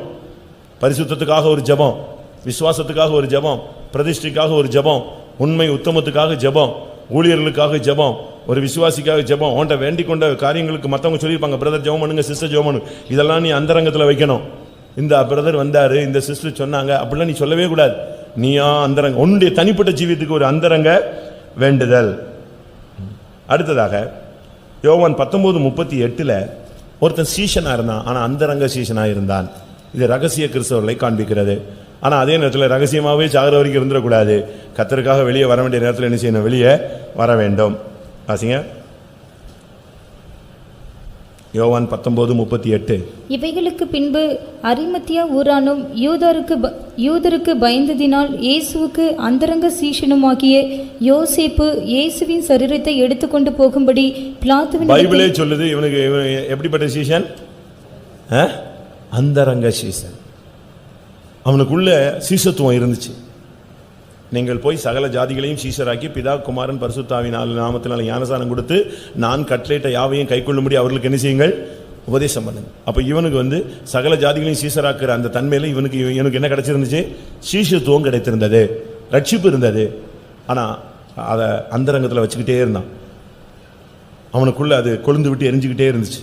கரெக்டாக நேரம் வந்தபோது எல்லாரும் ஓடிட்டாங்க. இவன் போய் பிலாத்துட்ட தைரியமாக சொல்லி அந்த இயேசுவின் சரீரத்தை நிச்சயிச்சான், எடுத்துகிட்டு அடக்கம் பண்ணான். உனக்குள்ள அந்த சீஷத்துவம் மறைந்து இருக்க வேண்டும். உனக்குள்ள அந்த உபதேசம் உனக்குள்ள மறைஞ்சிருக்கணும். நீ சாதாரண ஆள் போல இருந்தாலும் உனக்குள்ள அந்த தெய்வீக தன்மை அந்தரங்கத்தில் இருந்துகிட்டே இருக்கணும். உனக்குள்ளேயே அந்த தெய்வீகம் கலந்து கொண்டே இருக்கணும். அது சமயம் வரும்பொழுது நீ வெளியே வருவா. நம்முடைய ஜீவிதத்தில் அந்த அந்தரங்கத்தில் தெய்வீகம் இருக்கா? வெளியரங்கமாக உனக்கு எல்லாத்தையும் காட்டணும்னு அவசியம் கிடையாது. நீ ஒரு பெரிய விசுவாசி போலவோ ஒரு நல்ல ஆள் போலவோ அப்படி இப்படி நீ ஓடி ஆடிலாம் காட்ட வேண்டிய உன்னை ஃபோக்கஸ் பண்ண வேண்டிய அவசியமே கிடையாது. ஆனால் உனக்குள்ள அந்தரங்கத்தில் ஒரு சீஷத்துவம் இருக்கணும். ஒரு இடத்துல ஒரு சபையில் கேட்டாங்க, வருகையில் யார் தான் போனதுன்னு ஒரு டவுட்டு வந்துருச்சு எல்லாருக்கும். கடைசியில் பார்த்தா சபையில் ரொம்ப தாழ்வானவங்க தான் போயிருந்தாங்க, தங்களை மறைச்சு கொண்டவங்க தான் போயிருந்தாங்க. வெளியரங்கமாக பயங்கரமாக அப்படி இப்படி செஞ்சவங்க யாருமே இல்லை, எல்லாரும் இங்கே இருந்தாங்க. அதனால் ஒரு இடத்துல இந்த பாஸ்டர் கூட நீ சொன்னார் இல்லையா, ஒரு அம்மா பரலோகத்துக்கு போனாங்க, ஒரு பெரிய பணக்கார அம்மா. அங்கே ஒரு வீடு கட்டப்பட்டிருந்துச்சு, பயங்கரமான மகிமையான வீடு. அவங்க இது எனக்கு தான் கட்டுற, அதை காட்டின உடனே இது எனக்கு தானாங்கிறேன். இல்லை இது உனக்கு இல்லை, உங்கள் வீட்டில் வேலை செய்கிற ஆளுக்கு ரெடி பண்ணிகிட்டு இருக்கோம் நாங்கள். எப்படி இருக்குன்னு பாருங்க. இவங்களுக்கு அங்கே அவ்வளோ பெரிய மகிமையான வீடு இல்லை. உன்னுடைய அந்தரங்கத்தில் ஒரு சீஷத்துவம் இருக்கா? உன்னுடைய அந்தரங்கத்தில் ஒரு விசுவாச ஜீவித்தை பாதுகாத்துட்டு வர்றியா? உன்னுடைய அந்தரங்கத்தில் பிரதிஷ்டையை பாதுகாக்கிறியா? சீஷத்துவம் இருக்கா? நல்லா கவனிச்சுக்க. அந்தரங்கத்தில் உனக்கு ஒரு சீஷத்துவம் இருக்கணும், மறைஞ்சிருக்கணும். நீ கர்த்தருக்காக ஒரு சீஷன். வேலையில் போனாலும் சரி, வெளியே போனாலும் சரி. அவன் நல்ல வசதியானவன், ஆனால் அவனுக்குள்ள ஒரு சீஷத்துவம் மறைஞ்சிச்சு, வெளியே சொல்லாமல் இருந்தான். ஆனால் கரெக்ட் டைம் வரும்போது எங்கே வந்துட்டான்? எல்லாரும் ஓடிவிட்டான், சீஷர்களே ஓடிவிட்டாங்க. இவன் நேரம் வந்தான் பிலாத்துட்ட போய் யாராவது பேச முடியுமா? ஆனால் இவன் நேரம் தைரியமாக இப்போ கேட்டான், அந்த பாடி எனக்கு கொடுத்துருங்க, நான் எடுத்துகிட்டு போகிறேன், நானே அடக்கம் பண்ணிக்கிறேன். அது கேட்டவுடனே அவன் கொடுத்துட்டான். இவன் அன்னைக்கு தான் எல்லாருக்கும் தெரியும் இவன் யாரு. வருகையில் தான் தெரியும் நீ உண்மையான ஆளா இல்லையான்னு. ஏசு வரும்போது தான் தெரியும் நீயும் நானும் உண்மையானவங்களா, பரிசுத்தமானவங்களா, போதித்ததின்படி நான் ஜீவிச்சேனா, கேட்டதின்படி நீ ஜீவிச்சியா. இந்த கொஸ்டின் என்னைக்கு தான் கிளியர் ஆகும்? இயேசுவின் மரணத்தில் அன்னைக்கு அந்தரங்க சீசன் வெளியரங்கமாய் மாறினான். இயேசுவின் வருகையில் உண்மையான சீசத்துவம் என்ன செய்யும்? வெளியே தெரியும். எல்லாரும் கண்களை மூடுவோம். நம்முடைய ஜீவியத்தில் சில காரியங்கள் அந்தரங்கமாக இருக்கலாம், சில காரியங்கள் அந்தரங்கமாக இருக்கக்கூடாது. நல்லா கவனிச்சுக்கோங்க. அந்தரங்கத்தில் ஞானம்னு சொல்லியிருக்கு யோபுல 11:7 நினைக்கிறேன். அந்தரங்கத்தில் ஞானம், இது ஆழமான உபதேச ஜீவியத்தை காண்பிக்கிறது. தேர்ந்தவர்களுக்குள்ளே நாங்கள் ஞானத்தை என்ன செய்கிறோம்? பேசுகிறோம். இந்த ஞானம் சாதாரண ஞானம் அல்ல, கம்ப்யூட்டர் ஞானம் கிடையாது. தேர்ந்தவர்களுக்குள்ளே பேசும் ஞானம், அது தேவ ஞானம். தேவ ஞானம் உலகத்துக்கு பைத்தியமாய் தெரிகிறது. எல்லாரும் கண்களை மூடுவோம் கொஞ்ச நேரம். ஒருவேளை நீங்கள் சில காரியங்களை மறைச்சிருப்பீங்க, சில காரியங்களை மறைக்காமல் இருந்திருப்பீங்க. மறைக்க வேண்டிய காரியத்தை வெளியரங்கமாக்கி இருப்பீங்க, வெளியரங்கமாக வேண்டிய காரியத்தை நினைச்சிருப்பீங்க, மறைச்சிருப்பீங்க. ஆனால் ஒரு நல்ல தகப்பன் என்ன தெரியுமா? ஒரு நல்ல தகப்பன் சொல்கிறவன் மறைக்க வேண்டிய காரியத்தை மறைப்பான். தன்னுடைய பிள்ளைகள் விஷயத்தில், தன்னுடைய விஷயத்தில், தன்னுடைய மனைவி விஷயத்தில், தன்னுடைய சபை விஷயத்தில் ஒரு நல்ல தாய், நல்ல தகப்பன் மறைக்க வேண்டியதை மறைச்சிருவான். நோவாவின் பிள்ளைகள் பாருங்க, ஒரு குரூப் மறைக்க வேண்டியதை மறைச்சது, ஒரு குரூப் மறைக்க வேண்டியதை வெளியரங்கமாச்சு. வெளியரங்கமாக்கின ஆள் என்ன ஆனான் தெரியுமா? சொல்லுங்க. சபிக்கப்பட்டவனாய் போனான். மறைத்தவர்கள் 2 பேரும் என்ன செஞ்சாங்க? அது அந்தரங்கமாக மாற்றினவர்கள் 2 பேரும் என்ன செஞ்சாங்க? ஆசீர்வதிக்கப்பட்டார்கள். 2 நிமிஷம் எல்லாரும் முழங்கால் போடலாம். உங்களுக்கு இந்த வேத பாடம் எவ்வளவு பிரயோஜனமாக இருந்தது என்று எனக்கு தெரியவில்லை. எந்த விதத்தில் நீங்கள் அதை எடுத்துக்கொள்ள போகிறீர்கள் தெரியாது. உன்னுடைய ஜீவியத்தில் நீ உன்னுடைய தர்மம் அந்தரங்கமாக இருக்கட்டும். யாருக்காவது உதவி செஞ்சீங்கன்னா அதை சொல்லாதீங்க தயவு செய்து. நான் இப்போ சொல்கிறேன், எனக்கு தெரிவிக்க வேண்டியதை மட்டும் சொல்லுங்கள். தெரிவிக்கக்கூடாதுன்னு ஆவியானவர் சொல்லிட்டாருன்னா அதை கூட நீங்கள் ஏதாவது உதவி செஞ்சீங்க அப்படின்னா அதை எனக்கு தெரிவிக்கணும்னு ஆவியானவர் சொன்னால் என்ன செய்யுங்க? எனக்கு சொல்லுங்கள், என் அறிவில் சொல்லுங்கள். அது கூட எனக்கு கூட தெரிவிக்கக்கூடாதுன்னு சொல்லிட்டாருன்னா ஓகே, அதை அப்படி மறைச்சிடும். யாருக்கும் சொல்ல வேண்டிய அவசியமே இல்லை. அது உனக்கும் தேவனுக்கு தான். யார்ட்டையும் சொல்லிடாதீங்க. நாங்கள் செய்கிற உதவி நாங்கள் இதுக்கு சில கூட்டங்களில் சொல்கிறோன்னா காட்டி கொடுக்கறதுக்காக அல்ல பிரியமானவர்களே, நல்லா புரிஞ்சுக்கணும்.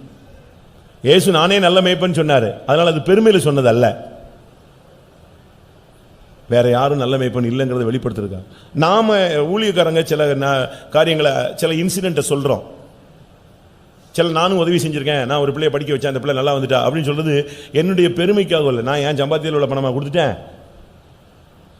என்ன காசு? அது தேவனுடைய காசு. எதுக்கு கொடுக்குறோன்னா எதுக்கு இதை சொல்கிறேன்னு நான் சொல்லிடுறேன், ஓப்பன் ஹார்ட்டில் சொல்கிறேன். நாங்கள் அந்த காரியங்களை சொல்கிறதுக்கு காரணம் நீங்கள் அதை பயிற்சியத்தில் என்ன செய்யணும்? கொண்டு வரணும். உதவிங்கிறது உங்களுடைய மனப்பான்மை வரணும். பாஸ்டர் இப்படி செய்கிறாரு, மற்றவங்க இப்படி செஞ்சாங்க, அந்த இடத்துல இப்படி செஞ்சாங்களாம் அப்படிலாம் கேட்கும்போது அது உங்களுக்கு தான். பைபிள் இதெல்லாம் எழுதியிருக்கிறது எதுக்காக? திஷ்டாந்தங்களாக நமக்காக எழுதப்பட்டிருக்கிறது. நன்மையும் நமக்காக எழுதப்பட்டிருக்கு, தீமையும் நமக்காக எழுதப்பட்டிருக்கிறது. கொடிய தருத்திரத்தில் அந்த கொரிந்தியர் சபை கொடுத்தாங்கன்னு சொன்னால் அது கேட்கும்போது நமக்கும் கொடுக்கணுங்கிற ஒரு தாட். அதே போல் நம்ம ஒரு பிள்ளைக்கு உதவி செஞ்சேன் அப்படின்னு நான் சொல்கிறது பாஸ்டரே சொல்லி கேட்டார், அப்போ அவருக்கே இங்கே கார் கொடுத்து ஒதுக்கிடுவார். அப்படி அல்ல. நீ உன் மூலம் எப்படிலாம் போகணும்னு எனக்கு தெரியும். அப்படி அல்ல பிரியமானது. நான் சொல்கிறது என்னென்னா, அப்போ அவங்களும் செய்கிறாங்க, நீங்கள் எங்கள் பிள்ளைங்க, நீங்களும் அதே பாலிசி என்ன செய்யணும்? உங்களுடைய பயிற்சியில் கொண்டு வரணும். எல்லாரும் கண்களை மூடுவோம். உன்னுடைய தர்மம் அந்தரங்கமாக இருக்கட்டும். உன்னுடைய ஜபஜீவியம் ஒரு அந்தரங்கமான ஒரு ஜபஜீவியம் இருக்கட்டும். உன்னை வெளியரங்கமாக பார்க்கும்போது ஜப வீரனை போல இல்லாட்டாலும் உனக்குள்ளே ஒரு ஜப தீபம் பற்றி எரியட்டும். அல்லேலூயா. உன்னுடைய அந்தரங்கத்தில் பரிசுத்தம் இருக்கட்டும்.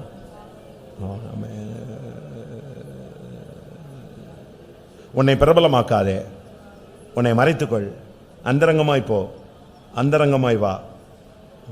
உன்னுடைய ஜெபம் அந்தரங்கமான ஜெபம். ஹல்லேலூயா.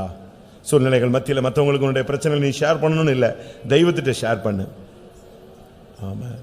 என்ன சூழ்நிலையிலும் உன்னுடைய சீஷத்துவம் உனக்குள்ளே அந்தரங்கமாக இருக்கணும்.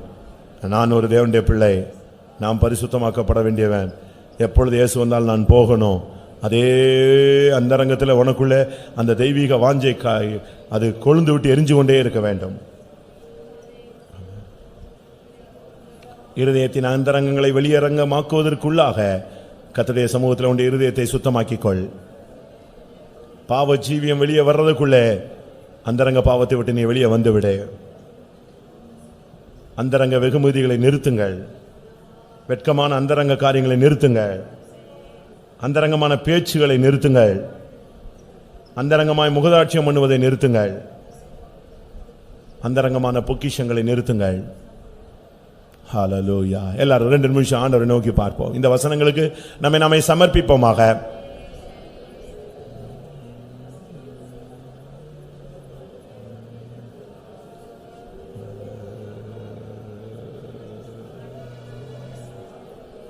ஆமாம். உங்களை இப்போ கேட்ட வசனங்களின்படி நீங்க பாருங்க, அந்தரங்க ஜீவியம் எப்படி இருக்கு? இதில் ஏதாவது உங்களுடைய இருதயம் குத்தப்பட்டதா? ஏதாவது உணர்த்தப்பட்டீர்களா? ஏதாவது முடிவெடுத்தீர்களா? எதையாவது சரிப்படுத்தணும்னு நீங்கள் உங்களுக்குள்ளே ஆவியான ஒரு ஏவுதல் கொடுத்தாரா? இனிமேல் இப்படித்தான் செய்ய வேண்டும் என்று ஒரு முடிவெடுத்துக் கொண்டீர்களா? அப்படி எடுத்திருந்தால் கர்த்தர் இந்த கூட்டத்தின் இந்த நிமிஷத்தில் கர்த்தர் உங்களுக்கு உதவி செய்ய வல்லவர். ஆமாம். இனிமேல் நான் இந்த காரியங்களை அந்தரங்கமாக செய்ய மாட்டேன், வெளியரங்கமாக செய்வேன். இனிமேல் இந்தந்த காரியங்களை நான் அந்தரங்கமாய் செயல்பட்டுக் கொள்வேன். இனி நான் அதை வெளியே சொல்ல மாட்டேன், வெளியே பேச மாட்டேன். ஆமென். கர்த்தர் உங்களுக்கு கிருபை தர போறார் பிரியமானவர்களே.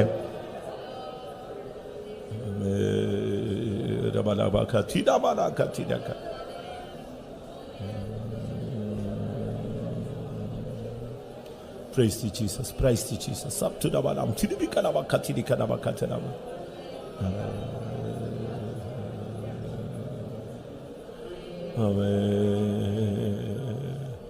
பரிசுத்த ஆவியின் உதவியோடு இந்த பிரசங்கத்தை கேட்டிருந்தால் எதில் அந்தரங்கமாக இருக்க வேண்டும் என்பதை நீ முடிவெடுத்திருப்பாய். எதில் அந்தரங்கமாக இருந்தது தவறு என்பது உனக்கு சுட்டி காட்டப்பட்டிருக்கும். தேவனுடைய சமூகத்திலே தாழ்த்துங்கள். கர்த்தர் இந்த வசனங்களின்படி ஜீவிக்கக்கூடிய கிருபையினால் நம்ம நிரப்பட்டோம். ஹல்லேலூயா, ஹல்லேலூயா, ஹல்லேலூயா, ஹல்லேலூயா.